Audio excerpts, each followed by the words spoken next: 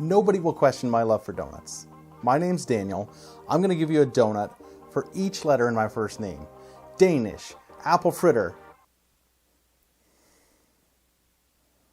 In Dollars to Donuts, you're doing your absolute best to rake in the business of a world whose economy seems solely built around donuts. It's a nice, thin yet flashy veneer for a tile-laying game of mixing and matching. Some interesting tidbits about this game lie in the money.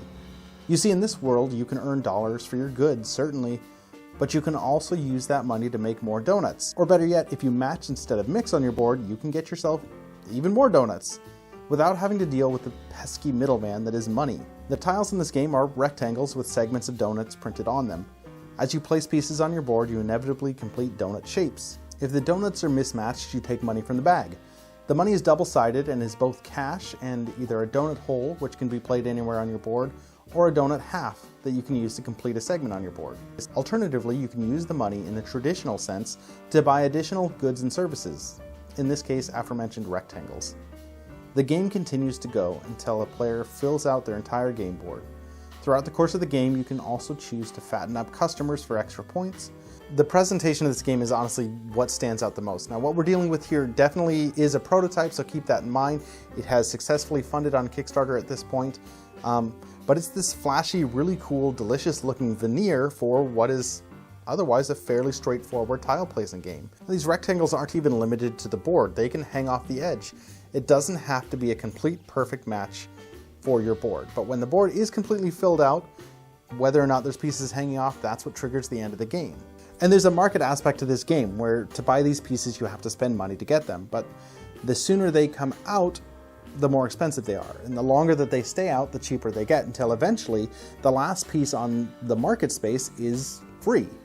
And so you have to play the other players. Do you wait and hope that they don't buy the one you need so you can get it for a better price, or do you snatch it up while you can so that you can potentially score a bigger combination before the game ends?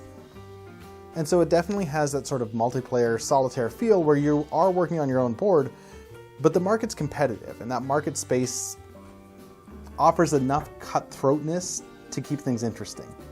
And beneath the delicious visual glaze of Dollars to Donuts is not only a game that constantly keeps the opening number of State Fair playing in my head, but also offers a nice, lightly confined spatial puzzle. It's nice, it's interesting to look at, it's easy to understand and play. And it's just lovely to look at, albeit maybe not that exciting. But that's okay. High concept games scare people away, and this hobby's chock full of that kind of thing. Dollars to Donuts is a tile-laying game with an approachable theme, an approachable mechanism, and very approachable shapes. You're not having to really worry about fitting these anywhere on the board that mix and match with other types of shapes. It's just pretty much make your donut store the best store it can be and serve your customers as best you can. It's the type of straightforward thing that makes Carcassonne so appealing. It's a dazzling spectacle of a fairly ordinary game. And I mean that in the best possible way. Dollars to Donuts is fun, it looks good, and it is familiar. And if that's something that seems interesting to you, then yeah, check out Dollars to Donuts.